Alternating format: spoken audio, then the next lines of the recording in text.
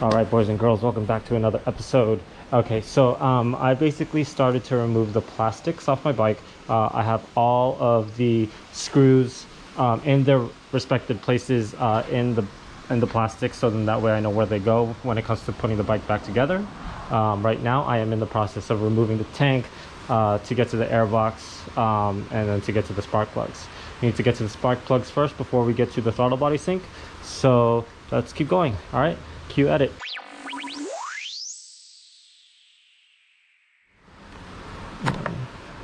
Take that. There we go. Just have to move it forward a little bit.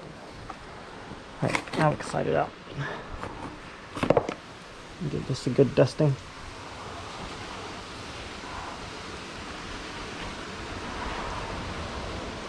All right, let's go ahead and remove the airbox.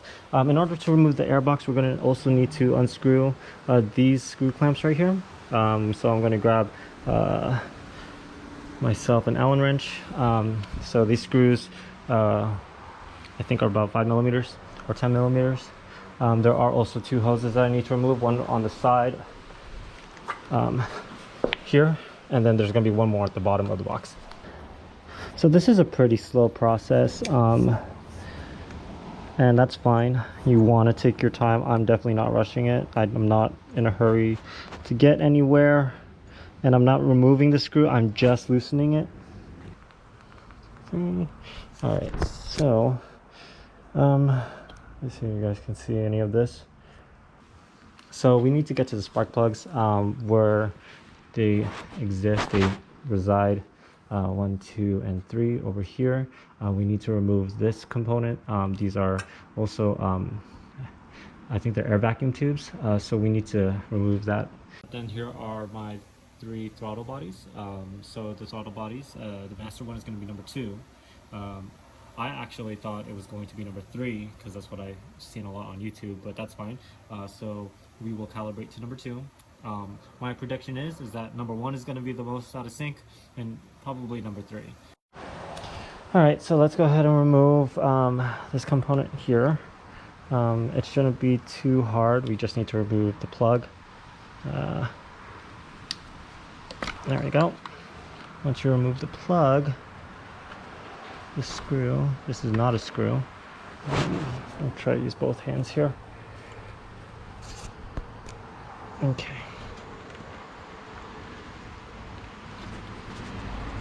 Looks like it's a rubber, kind of like grommet. There you go. So, am I? Yes, I am.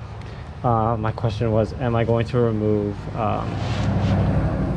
the hoses, or am I going to remove just the device? So it looks like I'm gonna have to remove the hoses.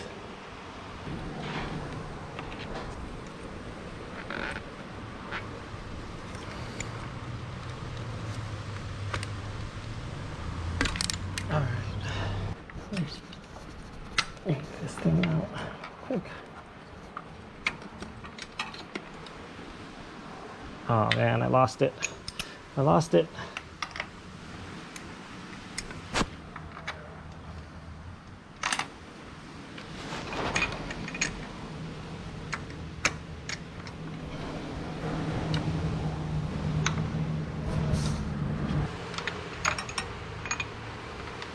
Aha, all right. Oh man, these ignition coils are really rough. All right, I'm just gonna go ahead and pull out number 2 and number 3 together. So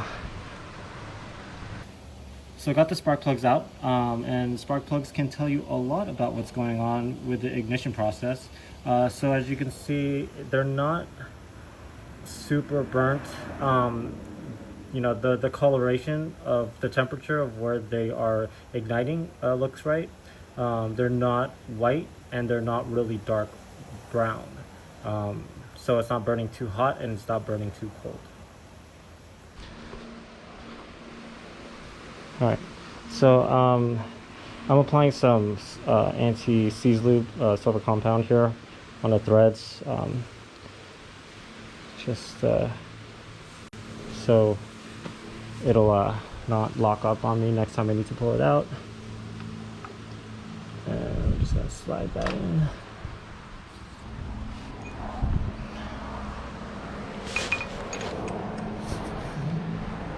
Should find a nice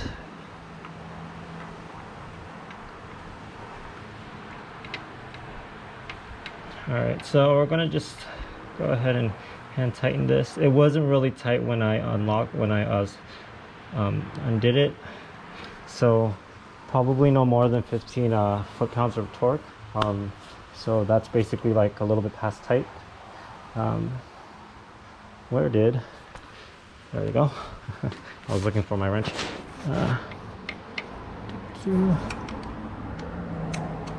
Alright. So once you get to tight, alright, that should be it. So we are going to need to remove each nipple here. So there's 1, 2, where is it? There it is. It's 2. And then 3 is somewhere the hell back here. I need to find that because that actually, so basically I just need to remove, yeah, I need to remove all 3. But I need to get to number 1, and that is going to be a little tricky because I can't see it.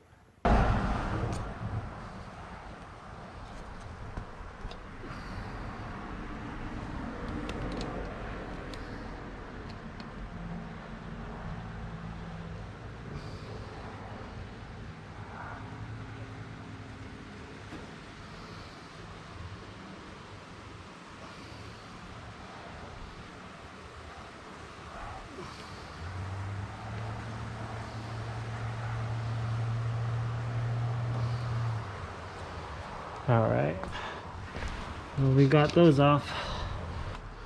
Just let that hang.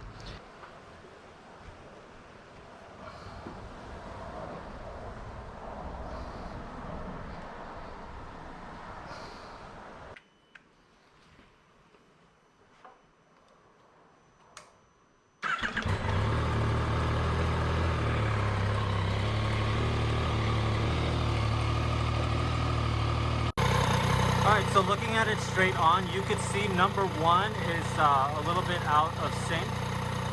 So what we're going to do is we're going to take this screw and we're just going to give it a little quarter turn. I'm going to give it a little quarter turn to the left.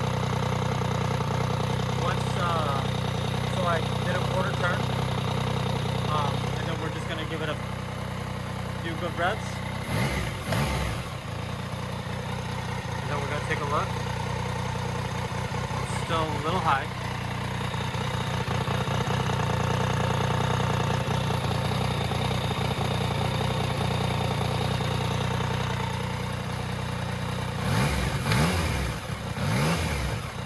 It's kind of cool, you can see the throttle body up there. Let's take a look.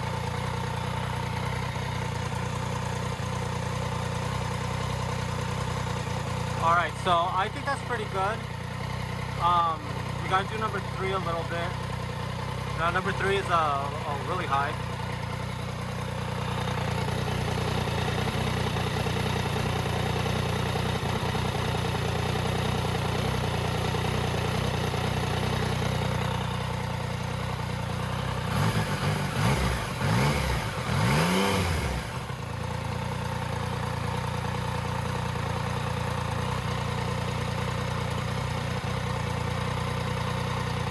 Alright, that looks perfect. Everything looks pretty good. It's just a matter of a test ride. I won't really know if you know, I feel less vibration or smooth acceleration for my rides until I can put everything back together and take this thing out on the street. Other than that, yeah, that's basically it. Let's go ahead and open up the air box and see what the condition of my air filter is. Alright, got all the screws out. I'm just gonna pop this open. Alrighty. Oh, okay. Looks like, yeah, that's not too bad. Is this a K&N? Looks like it's a K&N. Other than that, there's not a lot of debris in here. Nothing I can't brush out anyways. So I'm gonna call this a decent air filter. Probably 7 out of 10. Looks like there is some fluid in here.